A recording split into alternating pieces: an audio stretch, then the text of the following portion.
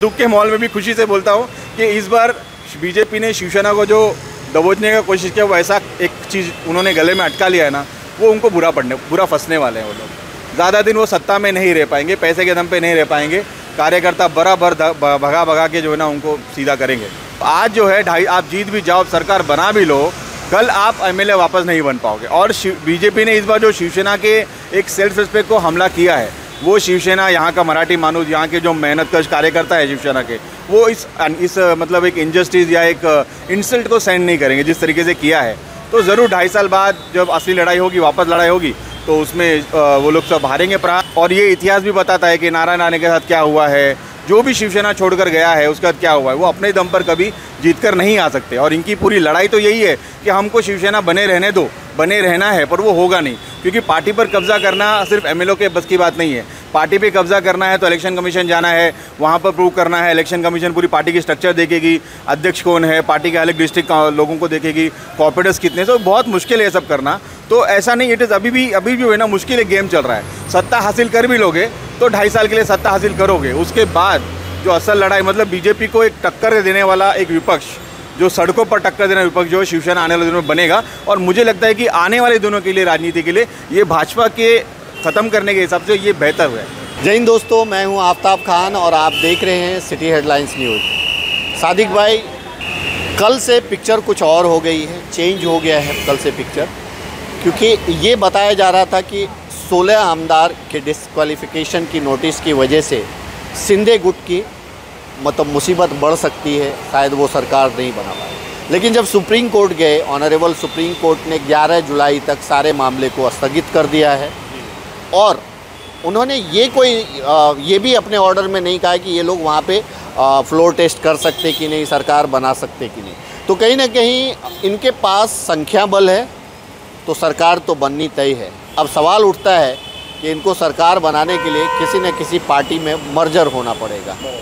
क्या क्यास लगाते हैं? देखिए, सबसे पहले ये है कि जो सुप्रीम कोर्ट ने सिर्फ इतना ही किया है कि सुप्रीम कोर्ट ने उनको टाइम दिया है अपना पक्ष रखने के लिए। तो मुझे अभी भी नहीं लगता है कि अगर इनके पास संख्या बल है, जो भी है, इन्होंने जो भी सुप्रीम कोर्ट में कहा है, एंड ऑफ द डे उनको ये फ्लोर में आके करना पड़ेगा। सुप्रीम कोर्ट तो नहीं तय कर सकती कि मेजॉरिटी किसकी, माइनॉरिटी किसकी है। तो ये बस इन्होंने टाइम बाय किया है। इस टाइम बाइंग पीरियड में वो और जो भी अपना जो समीकरण ठीक करने की कोशिश कर रहे हैं वो कर रहे हैं। तो अभी भी कहीं ना कहीं एक शिंदे के कैंप में भी खलबली है कि शायद महाराष्ट्र आने पर कुछ एमएलए शिफ्ट हो जाएं। तो मैं पूरी तरह से पॉजिटिव नहीं हूँ कि एकनाथ शिंदे की कोई जीत हुई नहीं है। हालांकि कुछ लोगों ने फटाके फोड़ने शुरू कर दिए, पर ऐसा कुछ हुआ नहीं है। अभी एक चीज़ बताइए कि संजय राउत पिछले कुछ दिनों से फ्रंट पे आके हर बात का डिबेट कर रहे थे, हर बात का जवाब दे रहे थे। अचानक से उनको ईडी की नोटिस थमाने का क्या मतलब है? मतलब तो वही है, साफ है कि जो लड़ेगा, जो कुछ भी हमारे खिलाफ बोलेगा, उसको डराना है, उसको चुप करना है। तो वही तो संजय राउत ने तो बोला भी है। हालांकि उनको आज ही समझ था, आज ही जाना था, पर वो गए नहीं हैं। तो बस यही है कि डराना है, लोगों को चुप कराना है, ईडी का दबाव यूज़ कर भ्रष्टाचार के नाम पर उनकी जो जनवाद का हक है उसको कुचलना है। यही कोशिश कर रही है सब लोग। अगर सरकार जब बनती है, अभी समझिए कि अभी शिवसेना से जुड़े हुए हैं शिंदे गुट, अगर कोई पार्टी में मर्जर करते हैं तो ये तो कहीं ना कहीं चेंज हो जाएगा वो नाम। तो क्या ये जो हर कॉन्स्टिट्यूंसी है, यानी एमएलए जितने भी चुने गए हैं, हर एमएलए लोगों के मत से चुने गए हैं, हर जगह पे कहीं पे 50,000 लोग होंगे, कहीं पे 25,000 लोग होंगे, उनमें से बहुत सारे शिवसेना के आइडियोलॉजी पे आज भी खड़े होंगे, यानी उद्धव साहब के साथ खड़े होंगे, कुछ लोग शिंदे साहब के साथ खड़े होंगे, कुछ लोग एमएलए के। ये कितना मुश्किल होगा इनको फेस करना अपने अपने इलाके में? देखिए, उनको तो अपने अपने इलाकों में फेस करना बहुत ही मुश्किल है, सिवाय थाना डिस्ट्रिक्ट को छोड़ दिया जाए जहाँ पर शिंदे गुट या उनका एक बड़ा प्रभाव है। उसके अलावा पूरे महाराष्ट्र में शिवसेना का प्रभाव, जो असली शिवसेना है, उसका बड़ा प्रभाव है। और सबसे महत्वपूर्ण बात यह है कि बीजेपी ने आज तक हर जगह पर यही किया है कि सबको काटा है, छाटा है और सरकार बनाई है। लेकिन महाराष्ट्र उनके लिए हमेशा ऐसी एक गले में ऐसे हड्डी है जो वो खा सकते हैं ना थूक सकते हैं।